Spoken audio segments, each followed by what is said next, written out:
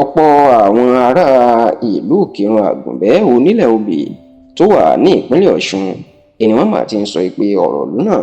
ó nílò àdúrà gidigidi báyìí o. Ó sì nílò kí àti kìrìsìtẹ́nì ni o àti mùsùlùmí ni o àti àwọn ẹlẹ́sìn ìbílẹ̀ ni o kí wọ́n jọ pawọ́pọ̀ kan bẹ nǹkan tó bá gbàgbọ́ nínú ẹ̀ o láti jẹ́ kí ọlọ́run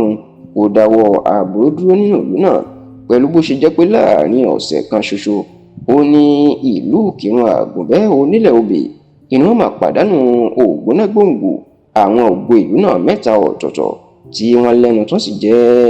àwọn tí ó ń gbé ògbó ìlú ọ̀hún ga, tó sì jẹ́ pé níṣe ni àwọn kan sọ pé ọ̀rọ̀ ọ̀hún kì í ṣojú lásán àti pé ní tí àwọn Yorùbá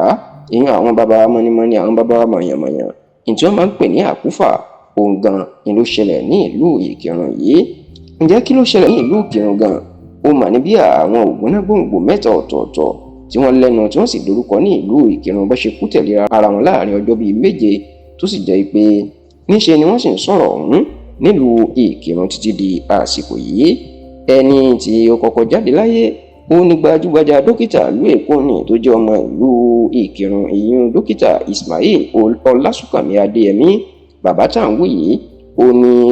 olùdarí ilé ìwòsàn tó gbajúmọ̀ lẹ́kọ̀ọ́ ní ìyún Crystal Hospital tó wà lágbègbè Àkúnwọjọ lọ́nà Ẹgbẹ́dá ní ìpínlẹ̀ Èkó.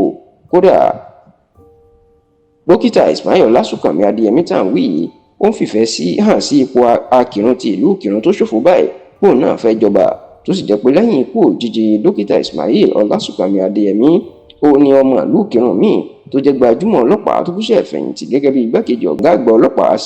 assistant inspector general of police ìyún Alhaji Gazali Déwálé Lawal ní bàbá náà máa jáde láyè. Bàbá yìí tá à ń sọ yìí ìyún Alhaji Gazali Déwálé Lawal òun tún ni aṣíwájú fún gbogbo ìlú ìkírun, tó sì jẹ́ pé bàbá yìí ó ń ṣàtìlẹ́yìn fún dókítà Ismail Ọlásùnkànmí Adéyẹmí láti di ọba ìlú ìkírun tuntun, èyí tó jẹ́ kára máa fu àwọn èèyàn pé àbí ikú wọn lọ́wọ́ nínú ni pé bóyá àwọn nǹkan tínú wọn ò lò sí kí dókítà Ismail Ọlásùnkànmí jẹ́ akírun tí wọ́n sì mọ̀ pé